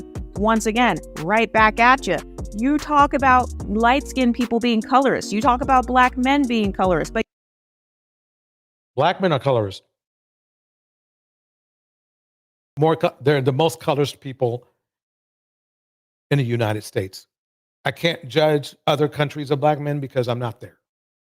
you have no smoke or the creators of colorism, texturism, featureism, and anti-Blackness. And that is who? The white community. And really, it comes down to the same issues that women have been challenged with since elementary school. Colorism, featureism, texturism. At the end of the day, just the belief that you are not as beautiful as somebody else, whether it's because they're lighter skinned than you, or because they have longer hair, or because they have a particular curl pattern. Let me break something down real quick for you. There are men deleting each other right now because of shoes. Or whatever it may be, but the insecurity that can arise when a woman feels like she does not measure up. She's not getting the attention from men, or she's not getting attention from the people that she wants to get the attention to, like somebody else is. And that can really create a lot of this dissension, a lot of this jealousy, a lot of this bickering that happens. You know how easy it is because see, Chez Charde, she doesn't have the smoke for men because they'll burn down her house. She knows these women are not that stupid. They're not going to do stupid stuff like that. That's why she goes in on the women, because she doesn't feel like, okay, well, if I started, fire and brimstone and tell these men to get their act together, they'll burn down my page. They would too. If she fired and brimstone said, look, young man, you guys are, doing this, doing that. You're not achieving. You're not doing well enough. Black women are doing just as good or better than you, and you're supposed to be supporting Black women. How can you support Black women when they're doing better than you? And if Chez said all that, oh no, her page would not last another 3 months. Some creepy dudes in the manosphere would start false flagging her page and shit. That's what would happen. She's, metaphorically thinking, she's actually a sellout. She's willing to sell out her own women to make money. You got a subscribership of mostly men and you're talking solely about women that are trying to do better, by the way. Solely about women that feel that, okay, I can't find a good Black man. Let me go ahead and go out here and look for some other races that might be able to work things out for me. They're just making things easier for the few Black men that are out there, right? Not giving the Black man too many, cutting down the confusion for Black men, so they don't get to cheat with 3 women. Instead of having to cheat with 6 women, they only get to cheat with 3. Maybe they'll find some time to actually get some work done. Yep. Is unhealed, unprocessed trauma. Things that I would argue. Unhealed, unprocessed trauma. Guys, check out the dudes in your... That's all you got as a subscribership are men like that. Because men who have their act together, Chez, they're not going to your page. I'm sorry, they don't have time for that. The healed, well-off, stable Black men, they find your page to be stupid and ridiculous.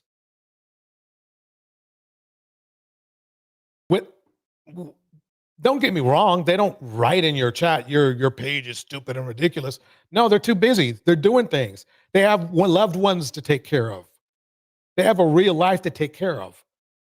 So what you're calling women right now in your little video, you have the male version of that. Are the leftover impacts of colonization that are still impacting the psychology of Black women. This is why when I've had previous conversations... Colonization, Black men are more affected by colonization than Black women are. See, there you go again. You're literally behaving like a man by using their talking points. That's a man's talking point. Reversed. about who is actually reinforcing colorism in the Black community, I've always argued that it's actually women who are paying a much Nope, it's not. You bait that right there. I'll have to say was a bald-faced lie. It's men who are chasing after lighter skinned or women with exotic features. It's Black men that are weak because they don't like the way they look.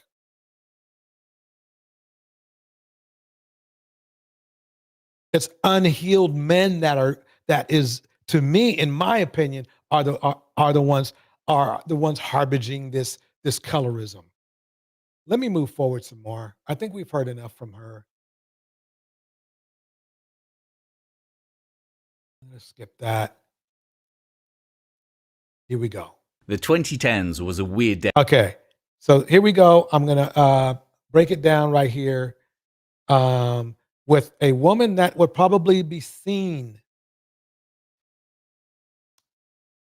as an exotical, and I'm here to just show that basically exoticals, in the Black community, I'm being specific, in the Black community, they can be more desired because they're the pretty girls. They are the pretty girls. They are the ones that the men want because the men are too weak. The problem is that when you're beautiful like that and exotical like that and all that, believe it or not, you get some smoke, not from other women, from men. They want to possess you. They want to own you, because owning and possessing you is like them owning and possessing a Bentley. If men who self-hate, they're looking for somebody who at least can represent the opposite of who they are. Let me go on. Decade for music.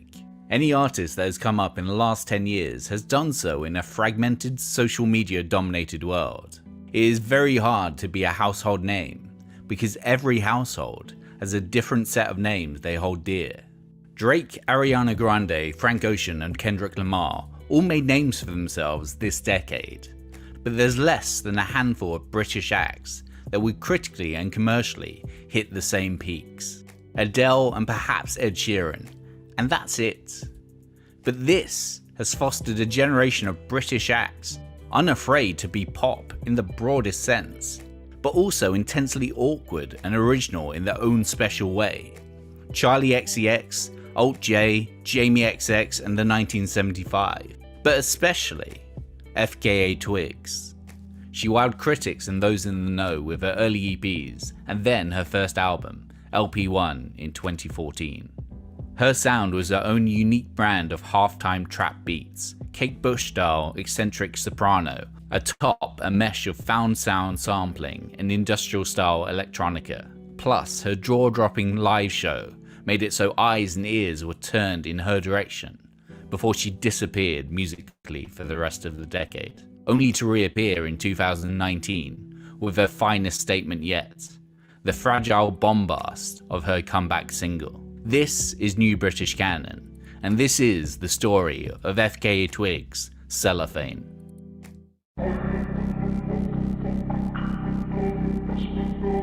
FKA Twigs was born Talia Barnett in Gloucester, England. Dance was a huge part of her life early on. She gained the moniker of Twigs due to the audible cracks her joints made when she danced. In 2005, she moved down to London to train and refine her skills. From 2010 to 2014, Twigs appeared as a background dancer in music videos for various British pop artists, including Plan B, Jessie J, and Ed Sheeran. While she became prolific because of her reliability and expertise, Twigs felt that the style of dancing needed for these shoots didn't put her intense training to good use. She expressed a dislike for appearing in Jessie J's price tag video in particular. "I fucking hated it. Do you think I wanted to be dressed up as a puppet? As a doll, waving? No. but I was paying my dues. I'm sure Jessie had to do rubbish jobs as well before she was where she is now. I was a tiny cog in her wheel. But years after, Twigs got recognised not for her music, but as a music video marionette. Her song Video Girl is about her dissatisfaction by this tiny cog status.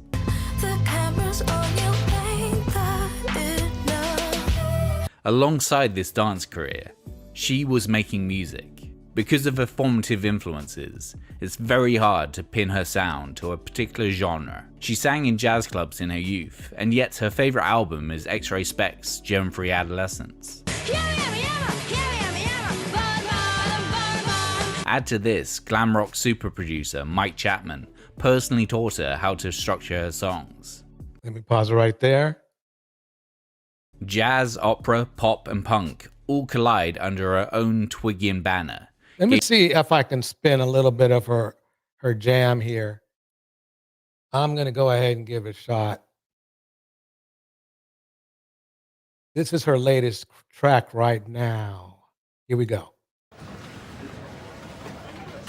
I love the way this is set up here. This, the regular, movie type of situation. Okay, she's trying to, what I can see what they're trying to do is see her as just as a regular old 9-to-5 kind of a job. I guarantee you not, that gentleman who was just talking to her never referred to her as a yellow bone. There's only one race of men that does that. Okay, yellow bone, red bone, other races of men don't think that. She can be as light as she is right here. They see her they just see her as if they know she may, even if she looks mostly or 90% Caucasian, if she says she is black, they see her as black. I know this for a fact because I lived around a lot of Caucasian people. I've seen them go, oh yeah, that go over to that black person there, and I see a person who's light as she is, because that person referred, if that's who they are, that's who this live in this video. It's really a mix of two songs, but this song she's using as an intro. Most of these guys that you see right here, they're all sub 10, 6% body fat, because that's how hard they dance. Whether you like the style of dance they do or not, you don't know, it's up to you. But let me tell you, they work hard at this shit. It's very athletic dancing what they do. Watch. So anyway, creative, new, different, not generic dancing is when you look at her here, she looks a lot darker. She's like copper.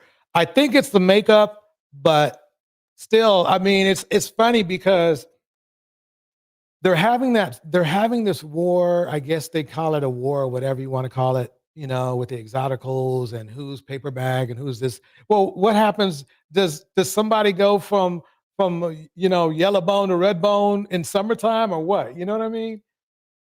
Yeah, yep. And Mo, you're right. Modern dancers are very limber. I think I would have pulled a muscle if I was out there. On another song and live, she actually does sound very good. She has this on YouTube. Check out the whole thing uninterrupted, of course. That's FKA Twigs, folks. And as you can see, how would I rate her as far as, like, she's in the UK. Who would she be? She's a little bit more popular, I believe, in the UK than who are those sisters? I forgot. And Halle Bailey. Now, you're probably saying, well, Halle Bailey's been in a movie, but so has she. She has been in a movie, FKA Twigs. If you haven't seen the movie, what was it called? The Raven or something like that? I think it's called The Raven or something like The Crow. She was in The Crow. But, the thing is this, I guess what I'm saying is that it doesn't matter how popular or how sought after you are.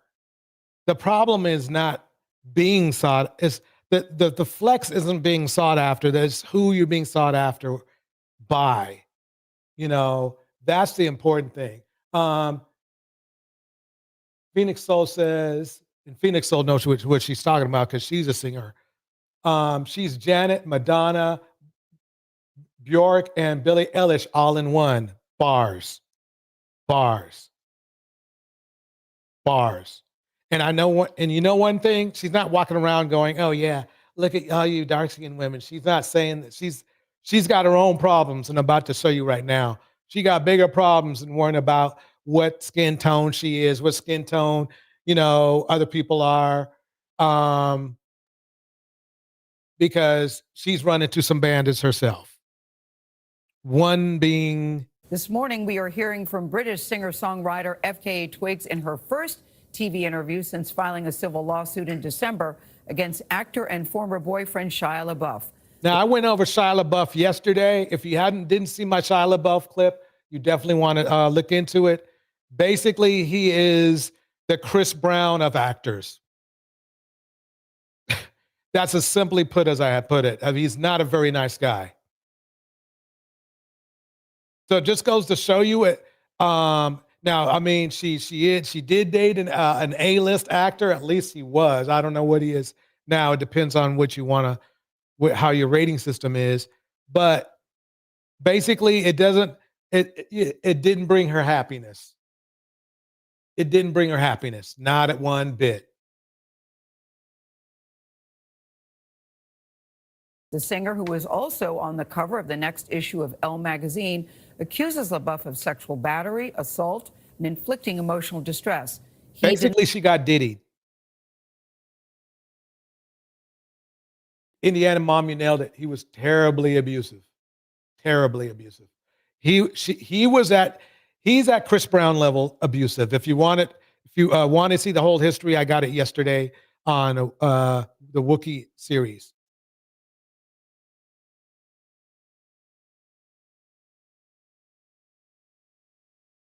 And guess who's probably a little bit happier than her, but is just they call it just an unambiguous black woman.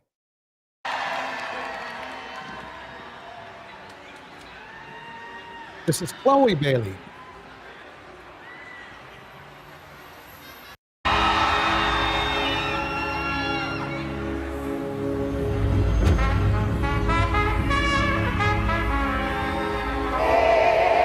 Chloe Bailey, she's a little bit more conventional. She's produced by, by Jay-Z and his wife, Bey, which is to their detriment because they had the potential to actually, because remember now, they're really young. I mean, they're 20 years younger than Beyonce is. So they definitely could have caught up to Beyonce if they weren't being controlled by Beyonce. Let's put it that way.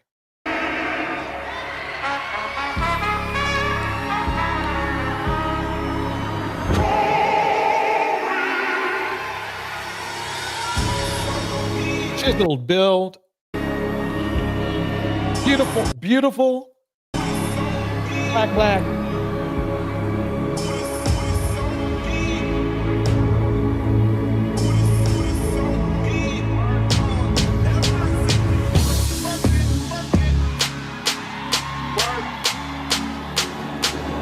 Let me move it forward to the beat. Here we go.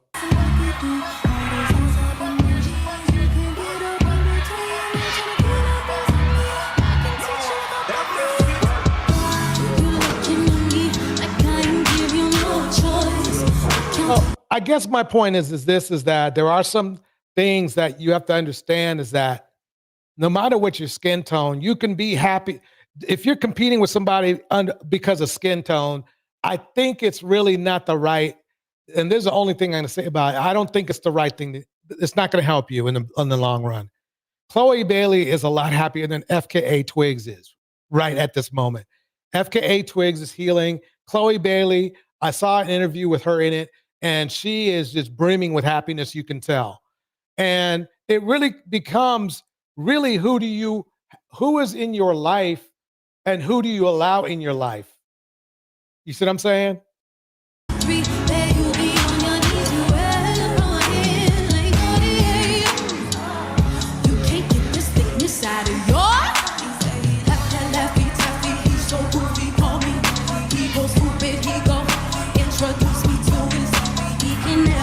Yep. But that's all. I mean, that's all I'm going to play of that one. So anyway, folks, I think that's enough for tonight. I just wanted to get in my thoughts as far as colorism goes, because I guess that's what it turned out to be, and to express my concerns in it. Let's end it up on a good note, like we always do. Here we go. Hello? Hey. I get the girl. Hey, girl. I just pushed the button. Hold on, I'm gonna try to put this somewhere where you can see. Of course, Kendra G. And this time that we're keeping it. I mean, tonight's kind of ladies' night. You know what I mean? So let's go. Here we go. There we go. Can you see me? What's your name, baby? My name is Dania, and I am from Riverside, California. Okay, Dania. I think I know where Riverside, California is. How old are you? I am 34.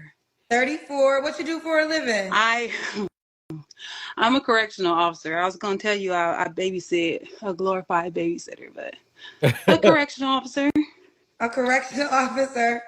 Do you have any kids? No, ma'am. No kids. Not yet. Okay. Never been married, right? No. And what's your zodiac sign? I'm a Pisces. March 8th. So why were you gonna? You said you were gonna say you were a babysitter? Yeah, I say that I babysit. I babysit adults, or I say yeah. I feel like I babysit adults too, girl. That's what I do. I feel like I'm a special ed teacher sometimes. My heart is racing. All right, because I didn't think it was. So Dania is how I say it, right? Yes, Dania. Dania, Riverside, California, 34, Pisces, correctional officer, no kids, never married. What kind of man you looking for, girl? Ooh. I'm gonna say I ain't looking for a man. I want the man to look for me. It seems like everyone that I look for, I be getting it wrong. So I don't want to say A, B, Uh-oh, she's admitting that she should have chose better. C, and I end up with somebody that I obviously don't know. I'm open, but I prefer them to be a brother. Can't do nobody that's not my same race. her success for dating just cut in half. Let's keep it going. But I don't know what kind of man. God-fearing is somebody stable, mentally, physically, and emotionally stable. I'm gonna just say that. Okay. So that's the kind of man you want to find. Yes, find me, because I don't want to go looking. Okay. What are the deal breakers of the men that you don't want to find you? I don't want cigarette smoking is probably big up there. No cigarettes. I can't say liars, but that's like typical. Don't nobody want to be with a liar. She's down to earth. She's really down to earth. I'm nervous. I don't know. Does have a beautiful smile. You can't live with your mama. No mamas. Good point. At least have a job, some kind of something. Because I there have we a job go. too. There we go. See, this is fellas. This is what women want. And some kind of work ethic. I don't know. A lot of kids. Know a lot of kids because I don't have none. Maybe one, and I got to know the situation and make that decision for myself. Other than that, I'm not really big. I don't got cigarettes. Don't be cigarettes. Don't be a liar, and don't live with your mama. Okay. Have something going. Did he look a certain way? African American, predominantly African American. Phoenix Soul says she just set herself up to find a spiritual F-boy. I like beards, but I'm not gonna say I wouldn't talk to somebody without a beard. Nice skin, a beard, a good build. I'm 5'9" 4/4. I say 5'10", at least my height. Oh, okay. Or taller. That's reasonable. That's reasonable. I think that's it. Okay. I feel like I have a lot more answers in my head when I'm watching. Like I would say so many things, and then when you ask the question, it's like I don't remember nothing I said I would say. No, okay, you're doing well so far. Okay. Should he make a certain amount of money? Ooh. I don't have, there's no magic number, but be self-sustainable. Like, be able to take care of yourself, and then if we come together, be able to, for us to be able to grow. I would say, I don't know, I don't have a magic number. Okay, so I make decent money. But I'm not going to require you. I've dated people with potential and made it work, and then I've dated people with money, and so I don't have a magic number. I don't. Okay, let's do the Kendra Cam. Kendra Cam, let's see. Let's see, Kendra, can you see me? All right. It's not. We can't see your legs. Hold on. Let's see if I can put it lower. Like we got body. Body, yaddy, yaddy, yaddy, yaddy, yaddy, yaddy. Body, yaddy, yaddy, yaddy. Lay says, I think she needs to raise her standards more. I agree. In fact, believe it or not, that's true. It's like, if the thing is this is going to sound crazy coming from a dude, but ladies, be stuck up. Be stuck up. Be stuck up, because if you don't, and you just like, you want, don't get me wrong, be kind, but be stuck up at the same time. Don't give a guy a chance. If you have to give somebody a chance, they're a bad choice already, because you're giving them a chance. When you say, oh yeah, I'll give them a chance, you're not saying, unless it's the term of, well, I've never, dated a person with this type of personality, and it might be just different from what you're used to, chance. No, I'm talking about the guy's like been, fresh out of prison, or the guy's had a hard time, or he cheated on somebody else. Guys with vices or they addicted to something. You don't give people that kind of a chance. That's not giving somebody a chance. So be stuck up in that form. Be classy, be kind, but don't give people that don't deserve a chance. You don't do it, because you'll end up in a situation like FKA Twigs did. I'm sure she knew about LaBeouf's past, but she gave him a chance. And that's how, and as what we would call it, desired as she is, you saw what she ended up with. So that's the one thing I wanted to make sure everybody knew. I got it. Make it. Can you see me? We can see you. You got a good body. Okay. Yeah. Okay. Yeah. So, say your name again for me. I don't want to say it wrong. Denise? Oh, okay. Yeah, so Lay says she was on Pop the Balloon. Okay. Say it again. Dania. So, Dania, what was your last relationship? I just got out of a relationship at the end of May. Okay. End of May. Okay, yeah. You don't have to answer, but I'm going to ask. When's the last time you was intimate with someone? The end of May. Okay. Like, it wasn't, probably a month before the relationship ended. It was whatever, but May, probably the beginning of May, before it ended for sure. Okay. 3 flaws you have to work on. Learning to say no, putting myself first. Time management, being on time. I probably could be better communicator inside Phoenix Sosa's girl. the relationship. I could probably communicate better. Okay.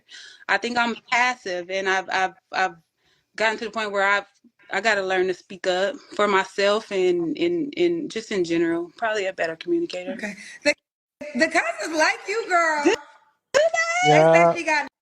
So anyway, I think the next live, I think I'm going to go ahead and drop the link, because I'd like to hear input from other people, especially about things we've talked about. So the next live, I'll do that. This new platform is pretty cool, but it has, a lot of for me, I have to get used to it. Anyway, everybody, give yourself a hand of applause.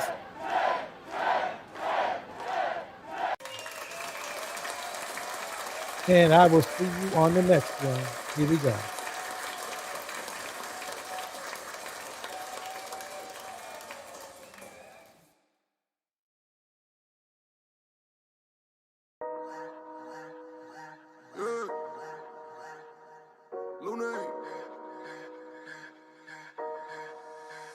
Money work. All right, in the house, Phoenix Soul, Lay, Indiana Mom, Why is Seeking Knowledge, Jackie Gaines. Jackie, thank you so much. Money work. Si me quiero educar, dormir en algún lugar, un lugar para trabajar. M. Mills in the house. Si no hay para emigrar. Todo money, money, todo el dinero. Solo un par de gente se lleva el botín entero. Funny, funny, pasa verdadero. Si tienen lo verde siempre llegará primero. Pero llegaremos antes o después. Solo a lo suyo, que Dios te lo ve. Que por más que tarde lo veré caer. Somos más lo bueno y tenemos fe. Thanks for everyone to come by. See you on the next one.